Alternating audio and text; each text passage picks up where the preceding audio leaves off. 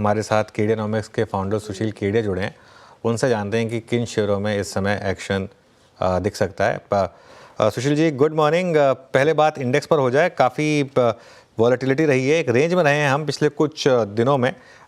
23,050 से 23,400 की एक रेंज रही है। बैंक निफ्टी में रेंज और भी बड़ी रही है। इंडेक्स पर करें क्या आप इस समय? इंडेक्स को हम दो हिस्सों में बात करेंगे। एक, मेरे को लगता है बजट के पहले पहले तक निफ्टी की रेंज 23,700 से लेकर 22,700 तक हो सकती है। 22,700 की भविष्यवाणी नहीं है, उसकी मानसिक तैयारी है, झटका मार सकता है बाजार। एक बार फिलहाल लग रहा है हम पहले 23,700 की तरफ जा रहे हैं। उसके बाद संभव है कि 22,700 तक भी अगर आ जाएगा, तब भी मैं 27,000 का व्यू त्यागूंगा नहीं। और बैंक निफ्टी में मुझे लगता है जो लो होना था वो हो चुका है। अब बैंक निफ्टी की तरह वापस एक नया लो बनाने की बिल्कुल गुंजाइश नहीं है। और बैंक निफ्टी में तगड़ी मजबूती देखते हुए इमीडिएट टाइम होराइजन में मुझे लगता है 50,500 चले जाएं, और उसके बाद अगर वापस अगर निफ्टी कोई पुराने लो को टच भी करेगा तो शायद बैंक निफ्टी आज के लेवल के नीचे शायद ना जाए।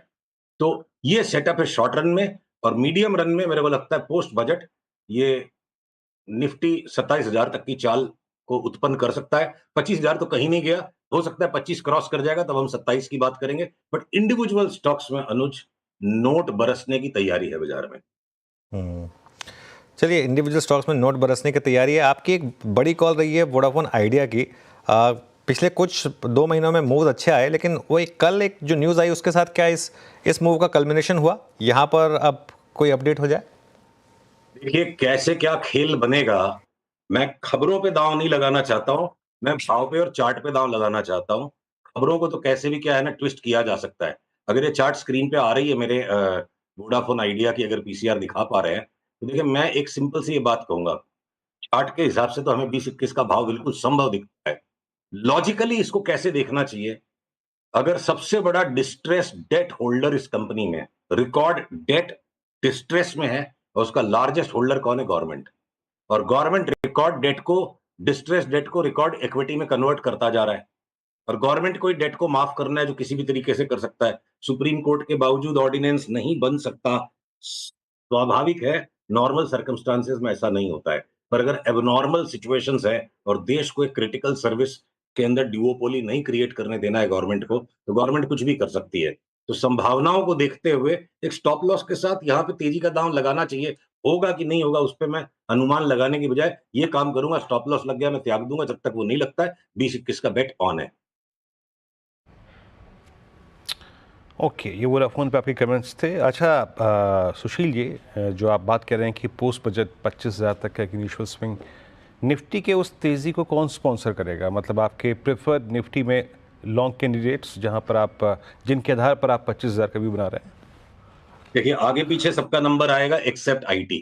कुछ भी हो जाए, आप तमंचा भी मेरे सर पे रख दोगे, मैं 2025 में आईटी खरीदने में बहुत हिचकिचाऊंगा।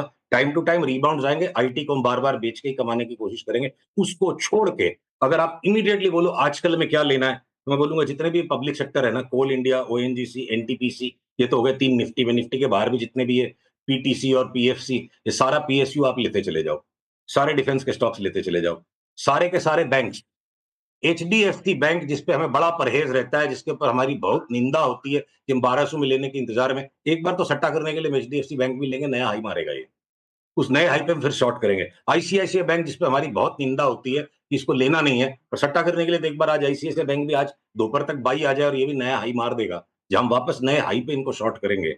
कोटक महिंद्रा बैंक हो सकता है 2050 तक ही जाए। तो ये चाहे इंडसइंड बैंक और एक्सिस बैंक जो बिल्कुल मरी हुई सी चार्ट दिखती है, 20-20% का रिबाउंड उनमें भी आ सकता है। तो इमीडिएट तेजी बैंकों में, मीडियम टर्म तेजी small finance banks, smaller banks में, ये डीसीबी, ये जम्मू एंड कश्मीर बैंक, जिनके सबके भूले बिसरेगी, जिन बैंकों को लोग भूल गए, और ये सारे के सारे पीएसयू बैंक्स, इनको 3 से 6 महीने के लिए लेंगे। और उसके अलावा अगर ये बीपीसीएल, एचपीसीएल में वापस 100 रुपए की तेजी बन जाएगी, तो रिलायंस अगर न्यू हाई पे चला जाएगा, इवन बजाज ट्विंस जिसका हमें लगता है 10 साल का साइकिल पूरा हो गया, 20% उनमें भी बढ़ेगा, बात हुई थी 10% बढ़ गया, 10 और बढ़ जाएगा। तो सारांश में मैं एक बात करूं, दुनिया भर के छोटे स्टॉक्स, वो यस बैंक में बाई आ गया, ये वोडाफोन आइडिया में बाई आ गया, जिन स्टॉक्स को मतलब उनकी चार्ट खोलने का मन नहीं करता है, जिनकी बैलेंस शीट पढ़ने का मन नहीं करता है, ऐसे दुखी दुखी स्टॉक्स में भी अगर बड़े चाल आने वाले हैं, तो 2025 का साल मार्केट में बड़ी यूफोरिया का साल हो सकता है। इंडेक्स हो सकता है ज्यादा ना बढ़े, भाई 26-27 हजार की भी इंडेक्स अगर हो जाएगी तो 15-20% की इंडेक्स में मूवमेंट आई, तो 60-70-80% बढ़ने वाले अनगिनत स्टॉक्स हैं।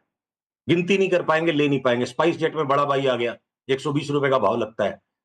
एसडब्ल्यू सोलर के अंदर लगता है यहाँ से 4 गुना भाव हो जाएगा 1.5 साल में।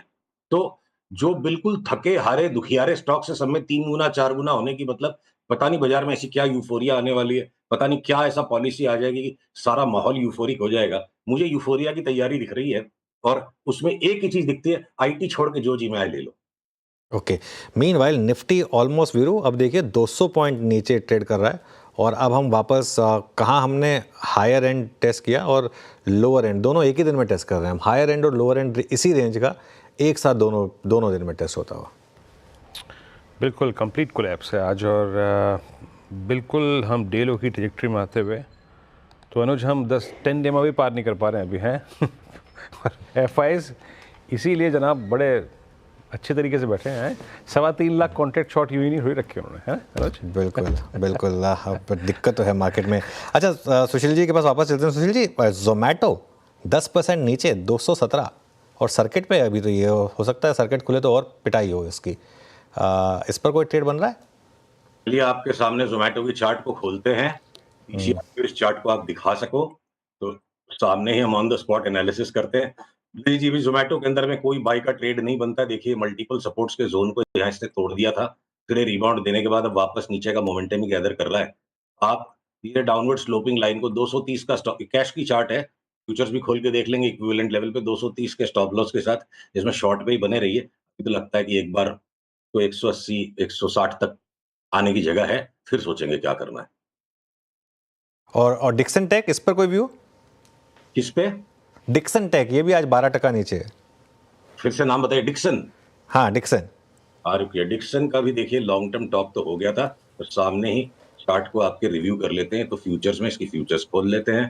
पीटीआर कृपया चार्ट को दिखाते रहे। नहीं, डिक्सन में क्लियर कट शॉर्ट है जी, और इसका मोमेंटम अब बढ़ेगा। यहाँ से देखो, ये लॉन्ग टर्म टॉप यहाँ बना चुका है स्टॉक। अब ये ट्रेंड लाइन को जैसे ही तोड़ रहा है, आज का लो तोड़ेगा, इसी को आप स्टॉप लॉस रख के बेचिए। हो सकता है 20-25% बहुत फटाफट निकल जाए। ओके, और एक आखिरी सवाल, एमसीएक्स का भी अगर आप चार्ट चेक कर सकें तो यहाँ पर भी काफ़ी गिरा है स्टॉक हाइस से।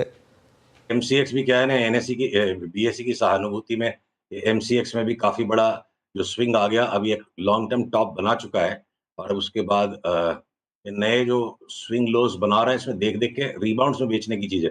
देखो आप सपोर्ट को जोड़ोगे, अभी ऑलरेडी सपोर्ट जोन पर है, तो कोई रिबाउंड आता है और रिबाउंड में बेचेंगे, या फिर आज के भी लो को तोड़ के कोई आज इस लेवल के भी नीचे बंद हो जाता है और सब्सटेंशियल मोमेंटम नीचे का कल बन जाता है, तो कल के फिर ओपनिंग में बेचिए। लॉन्ग टर्म टॉप एक बार होता है, लगता है हो गया है। ओके, चलिए Sushil ji, thank you so much आज हमारे साथ जुड़ने के लिए। अगले मंगलवार फिर बात करेंगे आपसे और कुछ और स्टॉक्स पर बात होगी। इस शो को यहाँ समेटेंगे। वीरू और मैं अब आपसे इजाज़त लेंगे और एक ब्रेक के बाद कंटिन्यूअस शेयर लेकर आएंगे ट्रेडर्स हॉटलाइन।